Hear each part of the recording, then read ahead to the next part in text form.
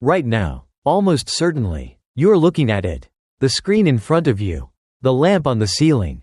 The streetlights outside. The white light in your home. All of it traces back to a component smaller than a grain of sand. The blue LED.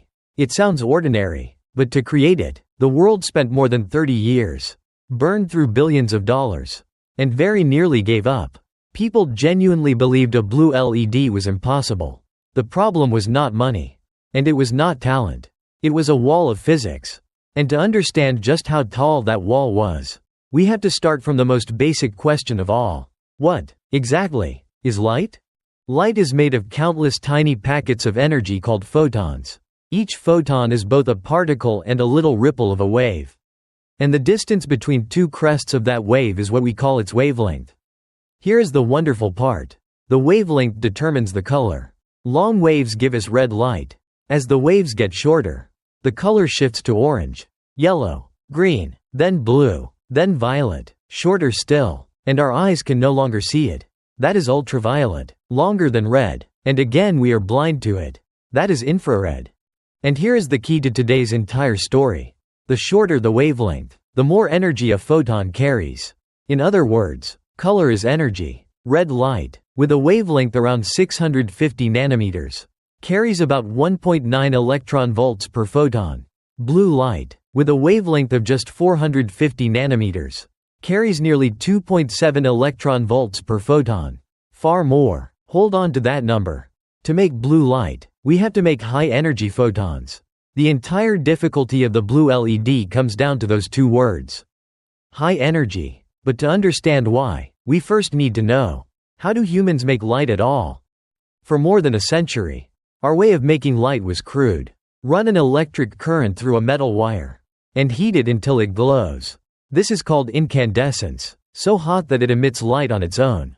But there is a harsh truth. Only about 5% of the energy turns into visible light.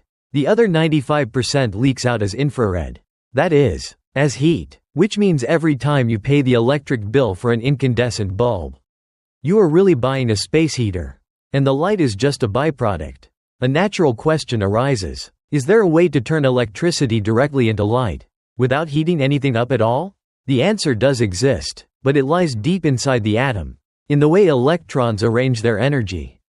Inside an atom, electrons orbit the nucleus, but not just anywhere. They are only allowed to exist at certain energy levels, like how you can only stand on the steps of a staircase, never floating between two of them. The closer an electron is to the nucleus, the more tightly it is held, and the lower its energy. The farther out, the higher its energy. To jump from a low step to a high one, an electron must absorb energy from outside. And when it falls from a high step back down to a low one, it must release energy. And it releases it as exactly one photon of light. There it is, the mechanism that turns electricity into light without any heat. Push electrons up high with an electric current. Then let them fall and emit photons. And because the photon's energy equals the height of the fall, the height of that fall decides the color of the light. The catch is, inside a single atom, these steps are too scattered to control. Everything only becomes useful when we bring trillions upon trillions of atoms together into a solid. When countless atoms bond into a solid, their individual energy levels merge, forming continuous ranges of energy that we call bands. Two of them matter. The valence band is where electrons are still bound to their atoms. The conduction band is higher up, where an electron has enough energy to break free, move through the material, and carry an electric current. Between these two bands is a forbidden gap where no electron is allowed to exist, called the band gap. To jump from the valence band to the conduction band, an electron must absorb exactly enough energy to cross that gap. Anything less, and it cannot jump. And this band gap is what sorts every material on Earth into three kinds. Metals conduct well because they have almost no band gap. The valence and conduction bands overlap, so there are always free electrons available. Insulators are the opposite, an enormous band gap that electrons simply cannot cross, so they do not conduct. And in between is a special class. A band gap that is not too wide, just narrow enough to sometimes insulate and sometimes conduct. The prefix, semi, means half. Half conducting, half not. We call it a semiconductor. And the entire edifice of modern electronics is built on this in-between material. At very low temperatures, every electron in a semiconductor sits quietly in the valence band, and it does not conduct, but give it a little energy from heat or light, and a few electrons will jump up to the conduction band and become free. The important part: every electron that jumps up leaves behind an empty spot in the valence band. We call that empty spot a hole. And strangely, this hole behaves exactly like a positive charge. When a neighboring electron falls in to fill it, the hole simply shifts somewhere else. So a semiconductor has two kinds of pieces moving around: electrons carrying negative charge, and holes carrying positive charge. But a pure semiconductor is fairly useless, because it has far too few free electrons.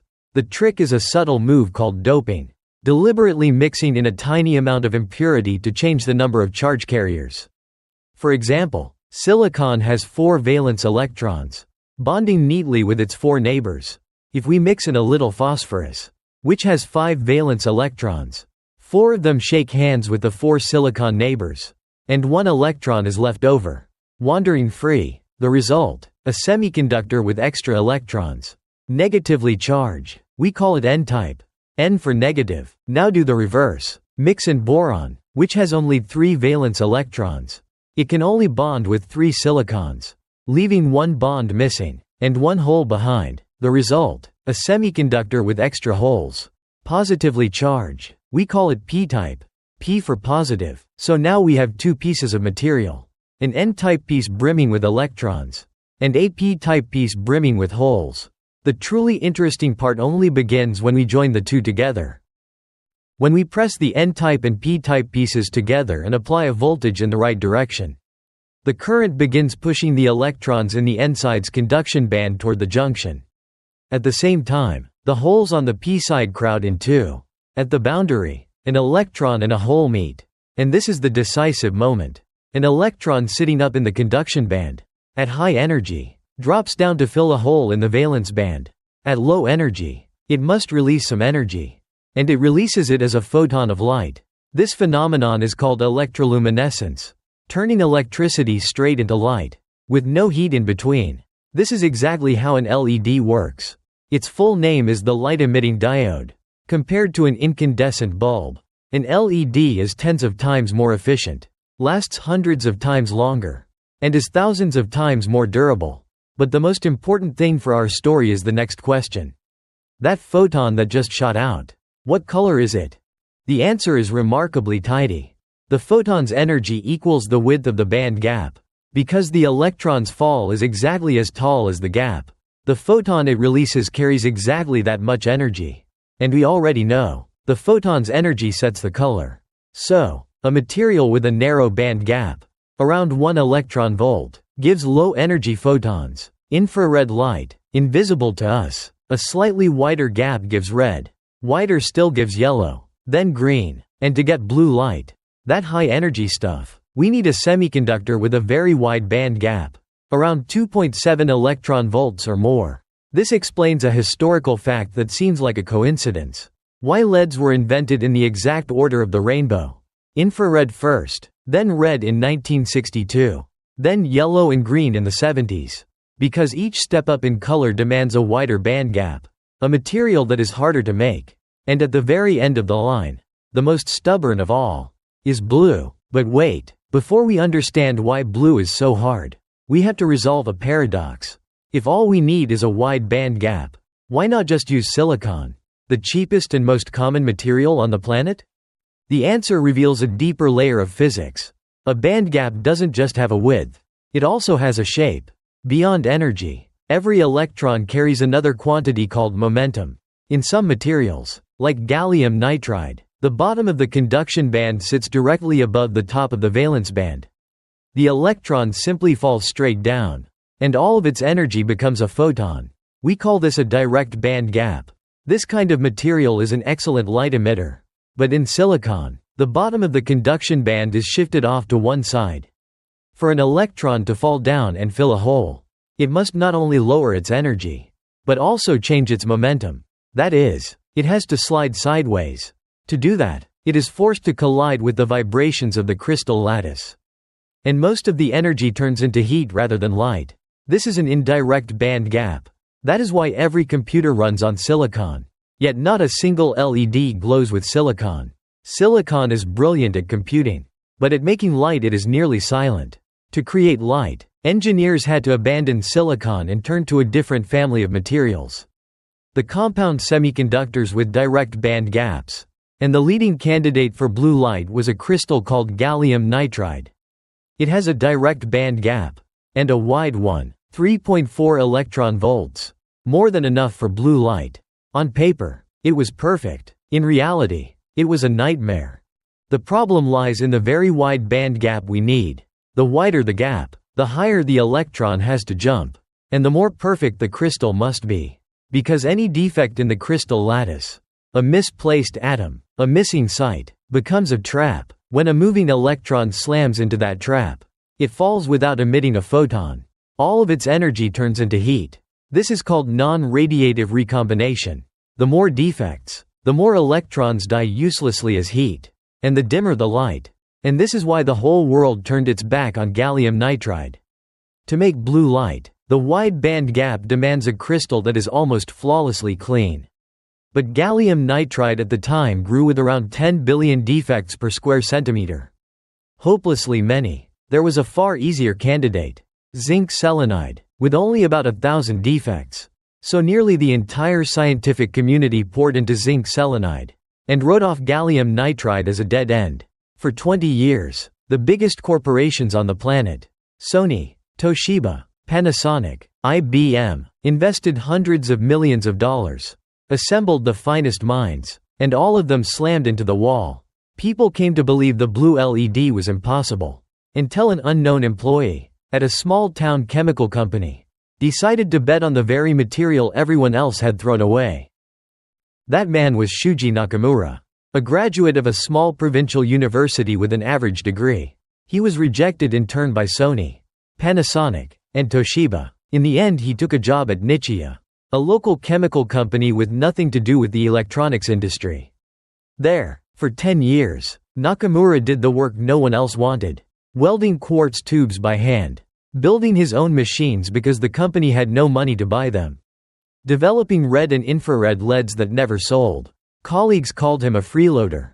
Every time his boss saw him, he would ask, "This guy still hasn't quit?" Pushed to the edge, Nakamura made a proposal that stunned the whole company. Let him build a blue LED, or he would resign. Astonishingly, the founding chairman, Nobuo Ogawa, agreed on the spot, and granted him $5 million. But the real gamble was in the choice of material. While the whole world worked on zinc selenide, Nakamura decided to throw himself at gallium nitride, the 10 billion defect material everyone had abandoned. His logic was reckless. If he was going to do this anyway, he would do the thing no one dared, so that if he succeeded, he would succeed alone. To turn gallium nitride from a dead end into light, he had to break through 3 walls of physics in a row. To grow a semiconductor crystal, engineers use a technique called MOCVD, spraying streams of vapor-carrying semiconductor chemicals onto a substrate, letting them settle into a crystal film just a few atoms thick. Gallium nitride is usually grown on a substrate of sapphire, because sapphire can withstand high temperatures. But there is a fatal snag. The spacing between the atoms in the gallium nitride lattice and in the sapphire lattice differs by as much as 16%. Like forcing 2 mismatched gears together. The interface breeds countless defects, and they propagate up through the entire crystal above. The team of professors Akasaki and Amano at Nagoya University found part of the solution. Insert a very thin buffer layer of aluminum nitride, grown at low temperature, between the sapphire and the gallium nitride. Because it is grown cold, this buffer layer forms soft and disordered, absorbing most of the lattice mismatch, letting the 2 lattices reconcile and cutting the defects dramatically. But Nakamura pushed even further. After a year and a half taking apart and rebuilding his MOCVD reactor by hand, he came up with an ingenious move. The problem was that the substrate is heated so intensely that the layer of gas next to it heats up and rises back upward. And if you spray the chemicals straight down, this rising hot gas blows them back out before they can settle onto the substrate. So instead of firing straight into that hot updraft, He sent one flow across, skimming the surface so the chemicals react in mid-air, and then a second flow blowing straight down, strong enough to overcome the rising hot gas, pressing the vapor close and gently pinning the newly formed crystal onto the substrate. The result? The defect density dropped 100-fold, from 10 billion to 100 million. Nakamura had grown the cleanest gallium nitride crystal in the world at the time. The first wall fell. He now had N-type gallium nitride. But to make an LED, he needed P-type too. And this is exactly where everyone had been stuck for years. To make P-type gallium nitride, you mix in magnesium to create holes. That's the theory. But in reality, magnesium-doped gallium nitride just sat there, inert, barely behaving as P-type at all. No one understood why. The Nagoya team had once accidentally fixed it by firing a beam of electrons into the material. And it suddenly turned P-type. But they couldn't explain why either. And the method was complicated and hard to scale up. Nakamura was not satisfied with, "It works but we don't know why." He dissected it carefully, and found the culprit: hydrogen. In the process of growing gallium nitride, engineers use ammonia gas, which is full of hydrogen. These excess hydrogen atoms sneak in and cling tightly to each magnesium atom, locking the holes shut so they cannot conduct. The Nagoya team's electron beam was really just supplying a little energy, knocking loose a bit of the surface hydrogen, which is why it worked so weakly. If the problem was only hydrogen, then the solution was simple. Supply plenty of energy to drive all the hydrogen out. Nakamura put the whole crystal into a furnace and heated it to 700 degrees. 20 minutes later, he opened the furnace, and before him lay a nearly perfect sample of P-type gallium nitride. This method is called thermal annealing. It is simple, effective, and easy to mass produce. More importantly, for the first time, someone understood why P-type gallium nitride had been so hard. The second wall fell. Now Nakamura had both N-type and P-type gallium nitride. He joined them, and produced the first blue LED.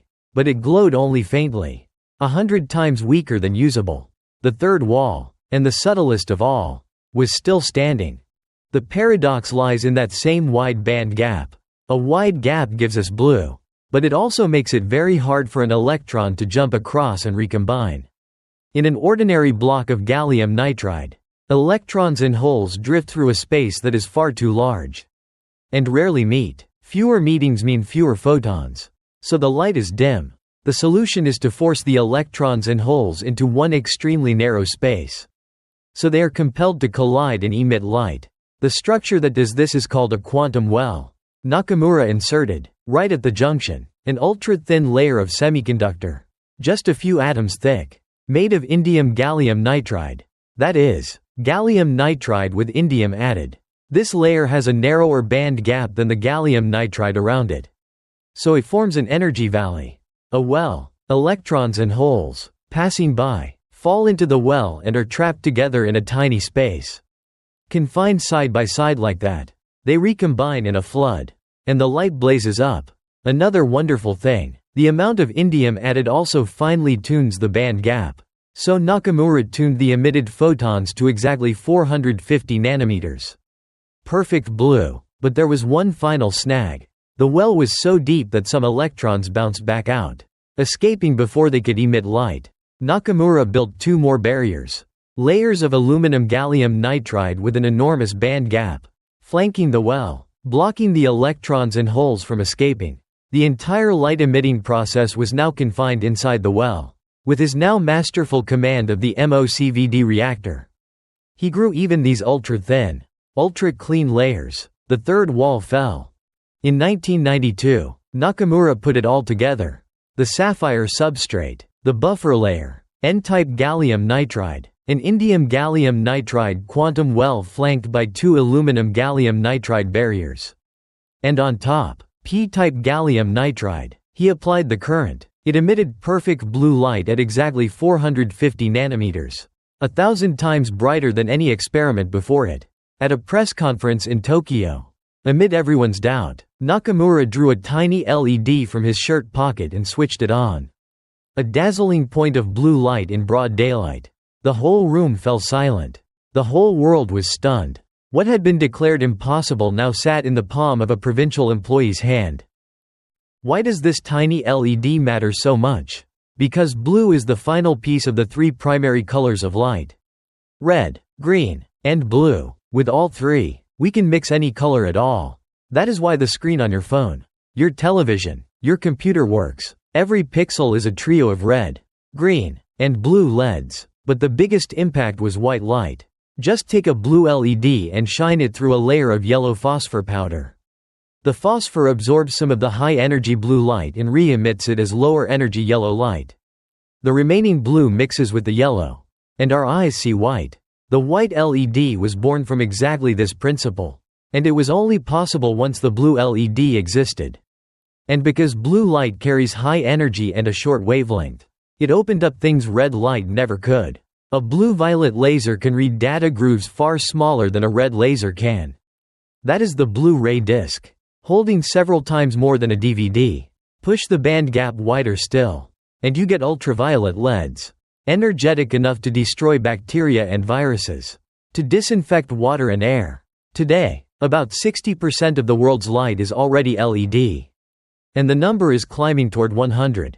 If the whole planet switched entirely to LEDs, we would cut roughly 1.5 billion tons of emissions every year, equivalent to erasing more than a third of all the cars on Earth.